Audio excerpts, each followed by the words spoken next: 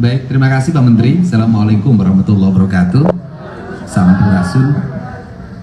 Kami menyampaikan bahwa ada problematika dalam spirit kebangsaan kita, yaitu membangun narasi agar anak-anak muda Indonesia, khususnya anak-anak di Provinsi Jawa Barat yang sedang menekuni jenjang pendidikan SMP dan SMA serta sederajat atau sanawiyah dan madrasah aliyah, yaitu pola pendidikan karakter melalui peningkatan kualitas disiplin hidup dan perubahan pola hidup. Nah, perubahan pola hidup itu apa sih yang terjadi? Yang terjadi pada anak-anak di Jawa Barat itu pola hidupnya adalah mereka rata-rata tidurnya jam 4 pagi. Karena waktunya dihabiskan untuk main game online. Kemudian berdampak pada mereka tidak bersekolah. Selain berdampak tidak bersekolah, mereka sering terorganisir dan secara sistemik melalui kekuatan media sosial, melakukan pertarungan-pertarungan secara terbuka dan tertutup, melahirkan banyak orang yang terluka, bahkan banyak orang yang meninggal. Kemudian yang berikutnya adalah beredarnya obat-obat yang tidak layak dikonsumsi dari sisi kesehatan, yang dijual secara terbuka sebenarnya, berharga di bawah Rp10.000 dengan 3 butir, istilahnya eksimer dan sejenisnya, serta minuman-minuman yang beredar secara luas yang bisa diakses oleh anak-anak SMP. Nah, ini adalah problem yang harus segera diselesaikan. Nah, problem itu ternyata tidak bisa diselesaikan di internal sekolah melalui pendekatan bimbingan konseling. Dan problem itu juga tidak bisa diselesaikan di internal keluarga oleh ayah dan ibunya. Nah, karena problem ini tidak bisa diselesaikan di sekolah dan di keluarga, serta tidak semua problem itu bisa ditangani lewat peradilan anak, maka harus ada upaya jangka pendek yang bisa dilakukan melalui pola pendidikan disiplin siswa. Dalam kaidah bahasa saya adalah pendidikan bela negara dengan penguatan pendidikan berkarakter. Maka kami menggandeng lembaga TNI, karena TNI memiliki pengalaman dalam melakukan pola pendidikan baik untuk kalangan militer maupun kalangan sipil. Di kalangan sipil dikenal namanya prajabatan. Di kalangan sipil hari ini untuk masuk industri banyak yang dilatih di Dodik Pangkodam 3 Siliwangi Lembang untuk membangun kebugaran. Nah, metodologi pendidikannya yang kami sampaikan tadi ke Pak Menteri adalah yang pertama adalah pembangunan kualitas disiplin. 1. Melepas HP, 2. Melepas tradisi bermotor, 3. Melepas minuman keras, 4. Melepas obat-obatan terlarang, kelima, melepas konsumsi zat adaptif lainnya yang merusak saraf dan pikirannya dengan membangun pola tidur maksimal jam 10 malam. Kemudian mereka bangun jam 4 pagi, mereka mandi, salat subuh bagi yang beragama Islam, membereskan ruang tempat tidurnya, masuk ke masjid, dan kemudian mendapat bimbingan rohani dari kiai yang menjadi bimbingan konselingnya. Setelah itu mereka sarapan pagi, setelah sarapan pagi mereka berolahraga, setelah mereka berolahraga mereka langsung mengikuti ruang kelas pembelajaran sebagaimana dia didapatkan di sekolah.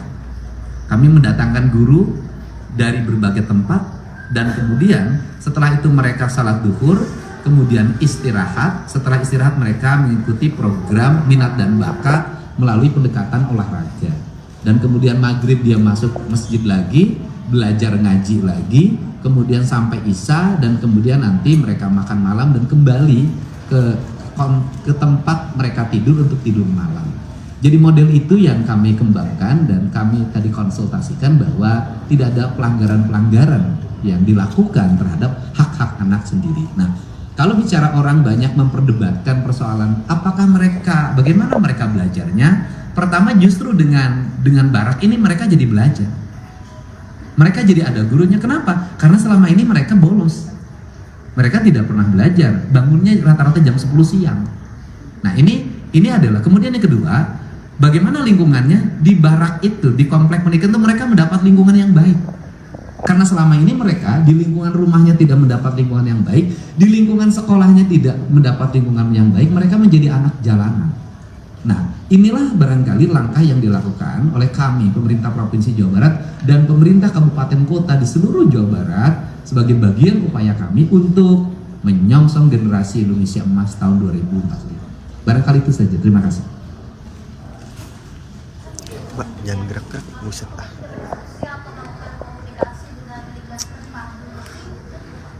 Ya, setelah ini kami akan juga menyampaikan. Dan begini deh, kalau sekarang itu kami mengajak pada semuanya untuk melihat. Ya kan? Kami mengajak pada semuanya yang memiliki tanggung jawab terhadap pengembangan dan kedisiplinan anak-anak Indonesia. Kami mengajak untuk datang ke tempat mereka belajar. Itu cara yang terbaik. Karena kalau menilai dari jauh dan katanya, itu tidak akan pernah selesai. Tapi yang terbaik adalah mengunjungi. Setelah mengunjungi, kalau banyak pakar yang dimiliki, punya bimbingan konseling, psikologi anak, ahli gizi dan sejenisnya, bawa ke tempat berlatih. Jadilah mereka menjadi bagian dari kesempurnaan pendidikan yang kami lakukan. Ya, kita akan lakukan. Ya, kita tidak mempunyai target berapa siswa. Adalah setiap orang tua yang akan meminta anaknya dididik oleh kami melalui pola pendidikan disiplin ini, kami menerima dan kami akan dibuat gelombang pertama, gelombang kedua, gelombang ketiga, dan seluruh rangkaian ini adalah orang atau anak yang diantar oleh orang tuanya. Kami tidak menerima anak yang tidak berdasarkan persetujuan orang tua.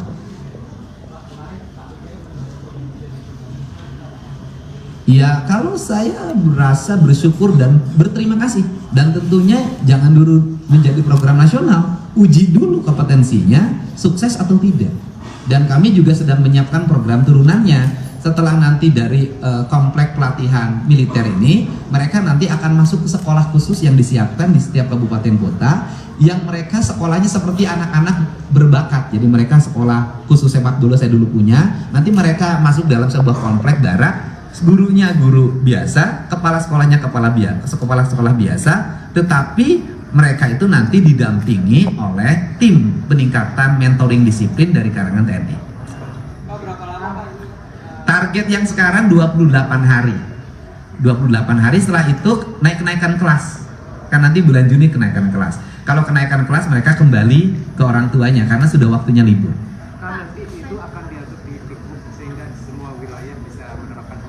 Oh, sudah ada surat edaran yang disampaikan ke Bupati Wali Kota di seluruh Jawa Barat. Sudah edaran gubernur, sudah ada. Konsekuensinya dari pembiayaan. Dari SE itu apa? Gimana?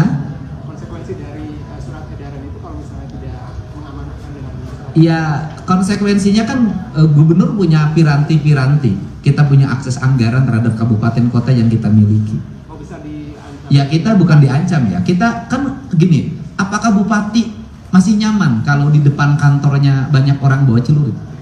Kan nanti mereka yang merasakan, gitu loh. Apakah bupati masih nyaman kalau setiap minggu ada yang masuk rumah sakit yang harus dibiayai karena ditusuk, karena dilempar pakai batu? Mungkin akan diperkuat dengan pergub.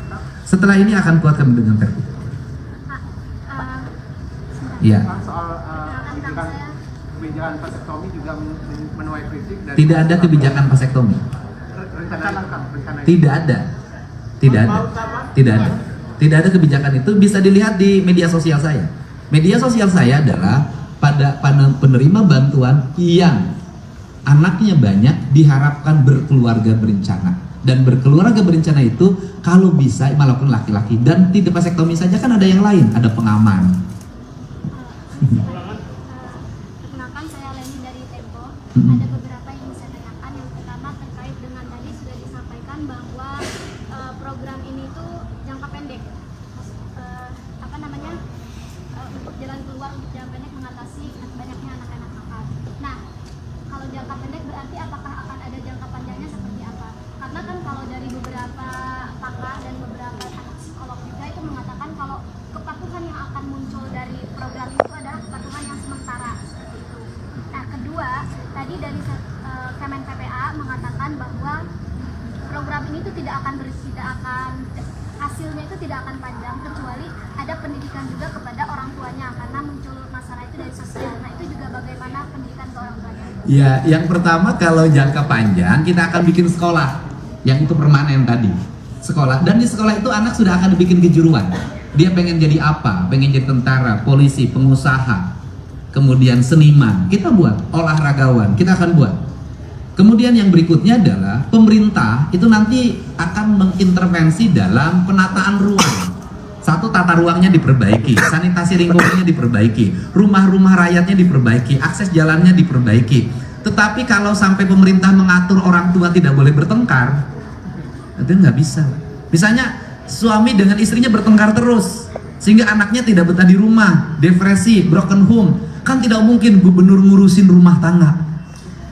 Nah itu kesadaran orang tuanya kalau itu. Artinya berarti nanti anak-anak yang sudah masuk ke barak itu kemungkinan besar akan pindah ke sekolah. Sekolah. Dipindahkan berarti. Iya, dipindahkan ke sekolah yang sekolah itu diperuntukkan untuk minat dan bakat. Mekanismenya apakah itu laporan dari kepolisian karena itu anak-anak bermasalah atau dilaporkan dari orang tuanya, Pak? Iya, begini. Polisi kan menjaring dua. Yang pertama yang berproses berdasarkan hukum pidana anak, kan ada mekanismenya. Dan yang harus menjadi perhatian kita semua adalah di setiap kabupaten kota tidak ada lapas untuk penitipan anak. Rata-rata tinggal di kantor anak itu. Nah, ketika tinggal di kantor anak itu bagaimana? Kan ini harus ada solusi. Gitu. Itu yang pertama. Kemudian yang keduanya adalah yang terjaring oleh kepolisian tidak semuanya berproses pidana. Ada yang kemudian menjadi kompromi kedua belah pihak. Nah, ketika kompromi kedua belah pihak ini, polisi mengembalikan pada orang tua. Orang tuanya tidak sanggup lagi, ya biar orang tuanya yang meminta kami untuk melakukan pendidikan khusus. Berarti setelah dari keputusan dari kepolisian. Iya, itu rata-rata anak yang dijaring di kami adalah setelah kepolisian tidak lagi menangani dari sisi aspek pidana anaknya.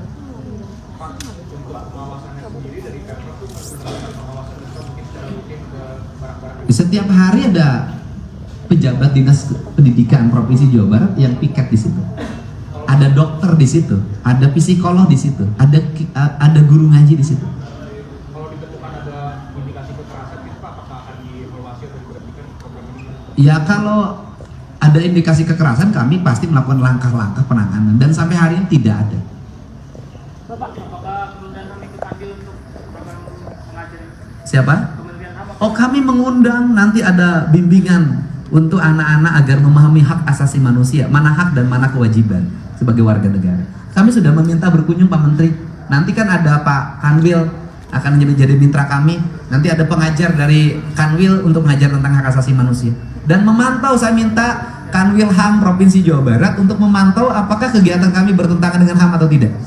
Bapak, ini kan selama 28 hari anak-anak itu di barak kan. Terus untuk nilai mereka di sekolah formal mereka ini bagaimana, Pak? Karena mereka mengikuti ujian dan pendidikan biasa. Dan mereka terkoneksi kepada sekolahnya dan tetap menjadi siswa. Nah, kalau nanti ke barak khusus yang Bapak bilang minat dan bakat, berarti mereka keluar dari sekolah formal? Enggak, mereka tetap terdaftar. Itu pernah saya lakukan ketika dulu saya bikin klub sepak bola namanya Asad Jaya Perkasa. Statusnya tetap di sekolahnya masing-masing, tetapi belajarnya di situ. Nanti kepala sekolah gurunya sering memonitor. Kan ada sekolah bisa jarak jauh.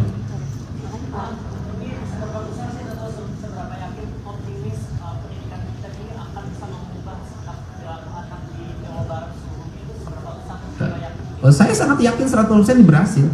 Dan kita kan lebih baik punya keyakinan dan melaksanakan daripada melakukan pembiaran. Apakah sudah melakukan survei terlebih dahulu Pak untuk melakukan pendidikan militer ini? Oh iya. Begini, bukan pendidikan militer ya. Pendidikan di barat ya. Pak Menteri, tolong jalan itu. Iya. Jadi bukan pendidikan militer tapi pendidikan di barat. Oke?